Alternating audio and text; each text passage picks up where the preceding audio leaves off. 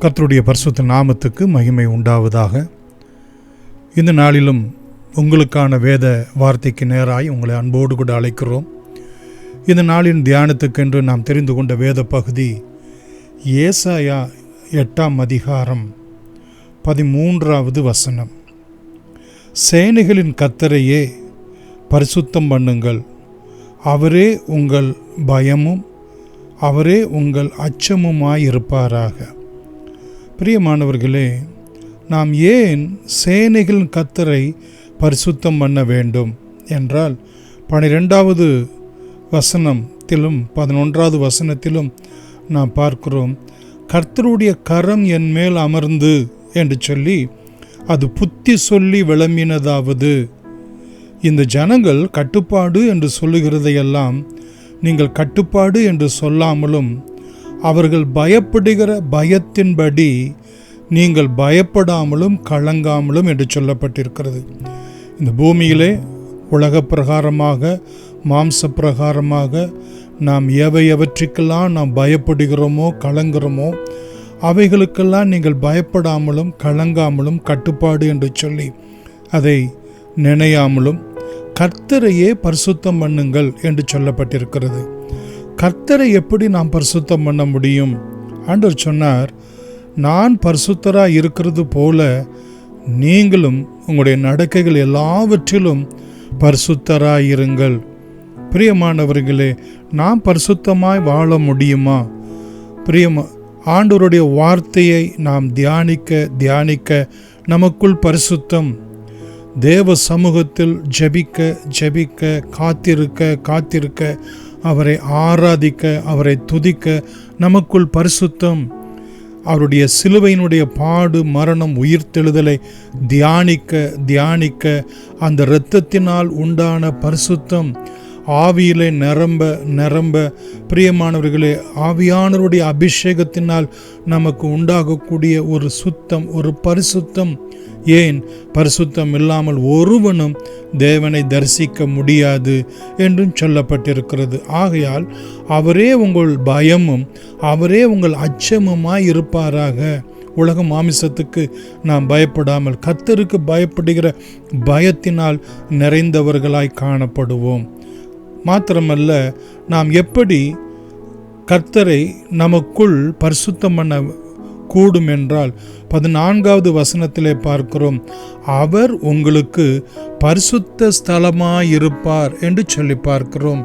யோவான் 14ஆம் அதிகாரம் 6வது வசனத்திலே ஆண்டவர் சொல்வார், நானே வழியும் சத்தியமும் ஜீவனுமாயிருக்கிறேன், என் நாளை அல்லாமல் ஒருவனும் பிதாவினிடத்திலே வரான். அன்றைக்கு தேவனிடத்திலே ஜனங்கள் வருவதற்கு ஆசரிப்பு கூடாரம் அவர்களுக்கு இருந்தது. அந்த ஆசரிப்பு கூடாரத்திலே வழியாகிய வாசல், சத்தியமாகிய வாசல், ஜீவனாகிய வாசல். வழியாகிய வாசலுக்குள் பலி செலுத்துவதற்கு சத்தியமாகிய வாசல் வழியாய் பிரியமானவர்களே அங்கே விளக்கு தண்டு இருக்கிறது, அடுத்து சமூகத்தப்ப மேஜை இருக்கிறது, தூபபீடம் இருக்கிறது. அதற்கு அடுத்து ஜீவ வாசல் எதனை காண்பிக்கிறது என்றால் தேவனுடைய கிருபாசனத்தை காண்பிக்கக்கூடியதாக இருக்கிறது. ஆண்டவர் சீஷர்களை பார்த்து, பிதாவை எங்களுக்கு காண்பியும், அது போதும் என்று சொன்னபோது ஆண்டவர் சொல்லுகிறார், நானே வழி, நானே சத்தியம், நானே ஜீவனாய் இருக்கிறேன், ஒருவன் என் வழியாய் பிரவேசித்தால் அவன் பிதாவை காண்பான் என்கிற வார்த்தையை அங்கே பார்க்கிறோம்.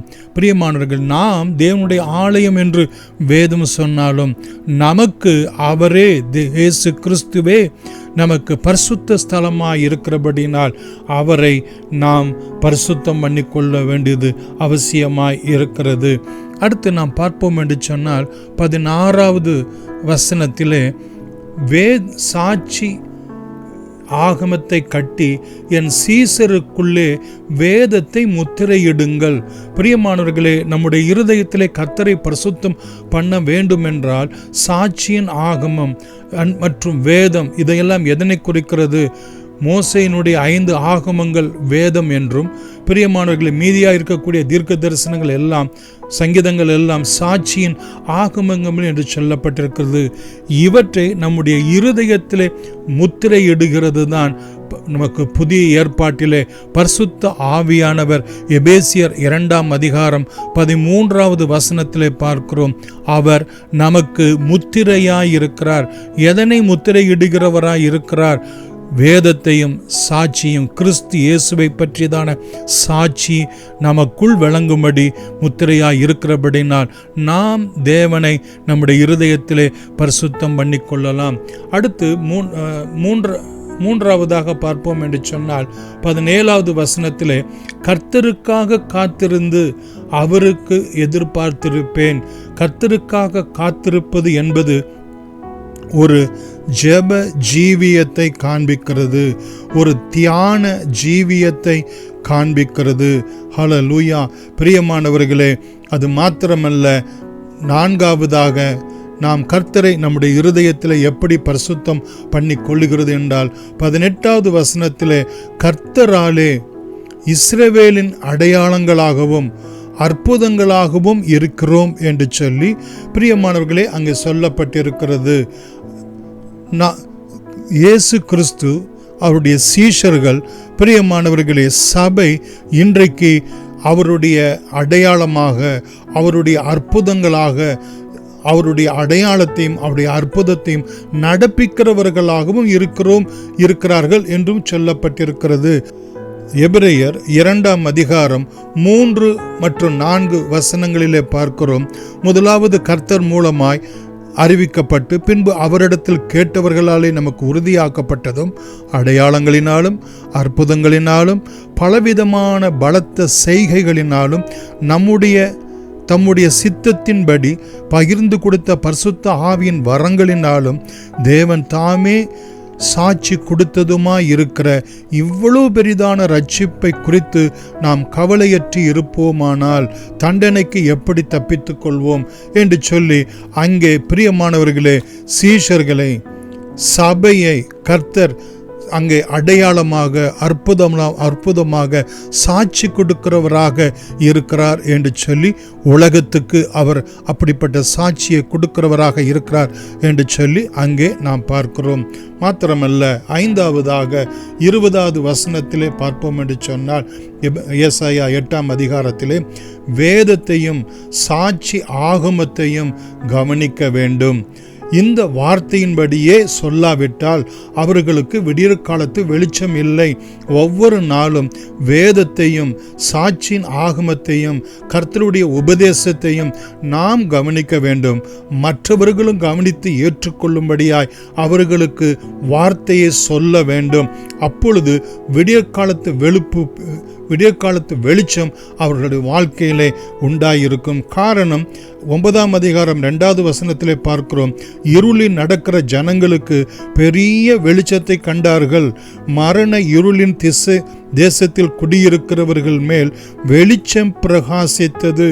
பிரியமானவர்களே, நாம் எங்கெங்கெல்லாம் செல்லுகிறோமோ கர்த்தருடைய பரிசுத்த ஸ்தலத்தை கொண்டு செல்கிறவர்களாய், அவருடைய சாட்சியின் வேதத்தை கொண்டு செல்கிறவர்களாய், அவருடைய நாமத்தினாலே ஜெபிக்கிற ஜெபத்தை கொண்டு செல்கிறவர்களாய், கர்த்தராலே இஸ்ரவேலினுடைய அடையாளங்களாகவும் அற்புதங்களாகவும் நாம் செல்கிறபடியினால் பிரியமானவர்களே, ஜனங்களுக்கு, நாம் இருளில் இருக்கிற ஜனங்களுக்கு, ஆவிக்குரிய இருளிலே இருக்கிற ஜனங்களுக்கு ஒரு பெரிய வெளிச்சமாய், வெளிப்பாடாய், கர்த்தருடைய தரிசனமாய், கர்த்தருடைய வெளிப்பாடாய், கர்த்தருடைய வெளிச்சமாய், கர்த்தருடைய வழியாய் நாம் கர்த்தருடையத்திலே அவர்களை கொண்டு சேர்க்கக்கூடிய பாத்திரமாய் விளங்க கர்த்தர் நித்தமும் அனுகிரகம் செய்வார். கண்களை மூடி நாம் ஜெபிக்கலாம். அன்புள்ள இயேசு சாமி, இந்த நாளிலும் நாங்கள் கேட்ட இந்த சத்தியத்துக்காக நாங்களும் நன்றியோடு கூட ஸ்தோத்திரிக்கிறோம் சாமி. இந்த உலகத்திலே எந்த ஒரு காரியத்தை குறித்து நாங்கள் பயப்படாமலும் நாங்கள் கலங்காமலும் கர்த்தரை, ஆண்டவர் இரட்சகருமாய் இயேசு கிறிஸ்துவை எங்கள் இருதயத்திலே பரிசுத்தம் பண்ணிக்கொள்ள எங்களுக்கு நித்தமும் எங்களுக்கு உதவி செய்யும்படியாய் உம்முடைய பாதத்திலே நாங்கள் ஜெபிக்கிறோம் சாமி. உம்மையே உம்மையே நாங்கள் ஆலயமாய் கொண்டிருக்கும் போது, உம்மை வழியாக, உம்மை சத்தியமாக, உம்மை ஜீவனாக நாங்கள் கொண்டிருக்கும் போது ஆண்டவரே, நாங்கள் கிருபாசனத்தண்டையிலே, தேவ சமூகத்தண்டையிலே செல்லக்கூடிய சாட்சியின் கூடாரமாக நீர் எங்களுக்கு உம்முடைய வெளியேறப்பட்ட இரத்தத்தின் புண்ணியத்தினால் விளங்க பண்ணுகிற தயவுக்காய், உம்முடைய மாம்சமாகிய சரீரத்தின் வழியாய் எங்களுக்கு புதிதும் ஜீவனுமான வழியை ஆண்டவரே இந்த ஆலயத்தில் நீர் ஏற்படுத்துகிற தயவுக்காய் உம்மை நாங்கள் நன்றியோடு கூட ஸ்தோத்திரிக்கிறோம் சுவாமி. தகப்பனே, எங்களுடைய இருதயத்தில் எப்பொழுதும் உம்முடைய வேதம், உம்முடைய குறித்ததான சாட்சி பரிசுத்த ஆவியினாலே முத்திரையிடப்பட்டதாய் அநேகருக்கு அது விளங்க பண்ணுகிறதாய் காணப்பட உதவி செய்யும்படி உம்முடைய பாதத்தில் நாங்கள் ஜெபிக்கிறோம் சுவாமி.